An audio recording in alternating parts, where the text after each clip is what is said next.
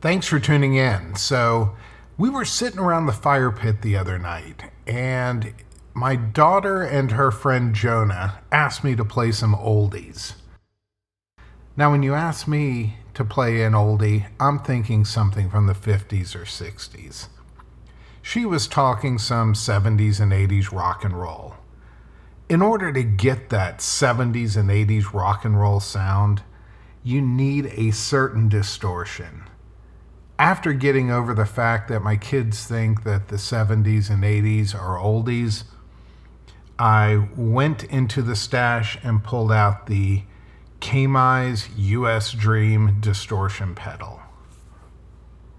Before we go through an unboxing, let me just tell you a little bit more about Kmise and their pedals. All of their pedals have the full metal enclosures. It's an aluminum alloy. All of them are also 9-volt powered. I will say with the small form pedals, even though they are 9-volt, you cannot use a 9-volt battery. But there are many of the other battery adapters and power adapters I'll go through later and even leave a link in the description below. The Kmise pedals have a lifetime promise.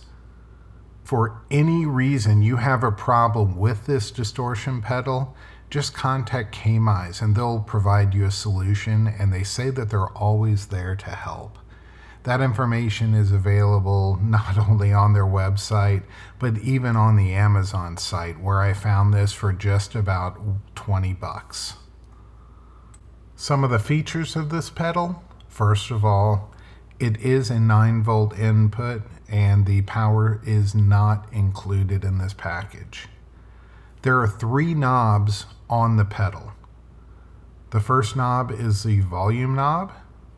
This adds obviously the volume of the sound. The second knob is a distortion. This adjusts the amount of distortion put out by the pedal. The third and final knob is the tone knob. This, as it implies, is the intensity of the tone. So do you want a muddier tone or a brighter tone?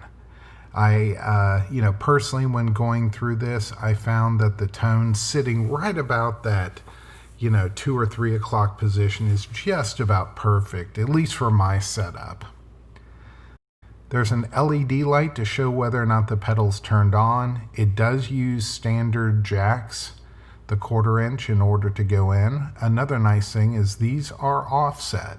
So if you have multiple pedals scrunched together on a board, and you don't have to worry about some of the cables that stick out just a little bit further.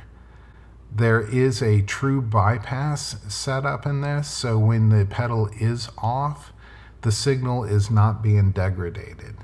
And finally, as mentioned before, there is a full metal shell for this. The aluminum alloy casing with the varnish finish on it means that you will have years of good use out of this pedal. Just like many of the others, it is a 9-volt power adapter with the center negative that you will need. And it only runs on 10 milliamps. So if you do have one of the multi-adapters, this is not using that much current in order to run on your board. So you're not going to max anything out anytime soon. Now the moment you've all been waiting for. What's in the box? Well, it's pretty simple. The only thing in the box right here is the pedal and a manual. Since this guitar pedal does not come with an internal battery compartment, you really have 3 options to power it. The first option is to get an adapter that plugs from a 9-volt battery into the power supply slot, which is located on the top of your guitar pedal. The second option you have is a standard 9-volt wall power adapter. This can be either a single power adapter or one of the newer daisy chain that can power anywhere from 1 to 8 devices at a single time. A great option. The only complaint or issue I've heard with this style of power adapter is some of the newer pedals And granted, we're not talking about the mini pedals, but some of the newer pedals have higher power requirements and may pull more than the power can supply, and you might run into an issue.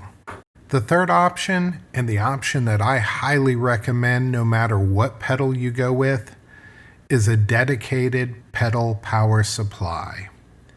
The one I have, as pictured, has 8 outputs for 9-volt power. 4 of them are 100 milliamp outputs, and the others are 300 milliamp outputs. From this pedal, this only requires 10 milliamps, so one of the 100 milliamp will be more than enough standard power to the pedal, and you won't worry about ever having a dip in power.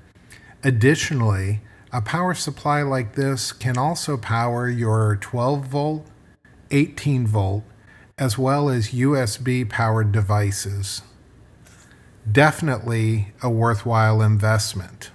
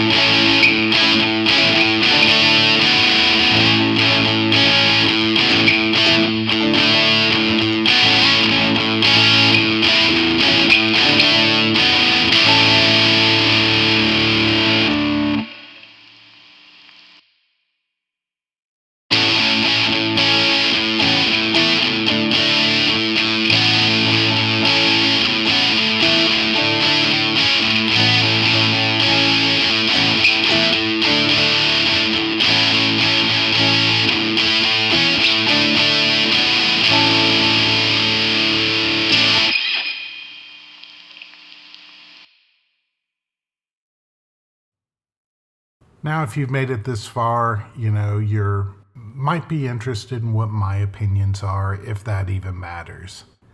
To me, this sounds like an old 100-watt stack turned all the way up. Just that nice, gritty, heavy 70s and 80s pure rock and roll sound.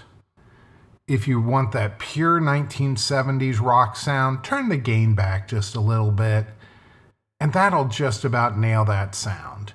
If you want to move into some of the harder stuff, notch the gain all the way up.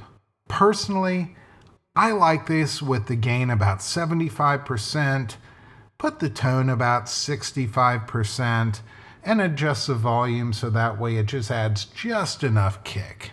But that's just me going through my setup with my particular guitars. When it comes to all of these pedals, your complete setup is going to make a total difference in what you sound and what you like. Some people have said that this is just like getting the high gain distortion tone of a tube-driven amplifier. I don't know about that, but I do know that I do get some pretty good sounds out of this. For the $20 it costs, it is definitely worth putting on your pedal board. This is Jeff from the Riffs and Ride channel. I really hope you enjoyed this review. If you like this, please consider subscribing to the channel and click the bell notification so you know when I'll be putting out new videos. I'm going to try and go through some more reviews like this and let y'all hear what these pedals sound like so that way you know whether or not your money is worth spending. Thanks again, and everyone take care.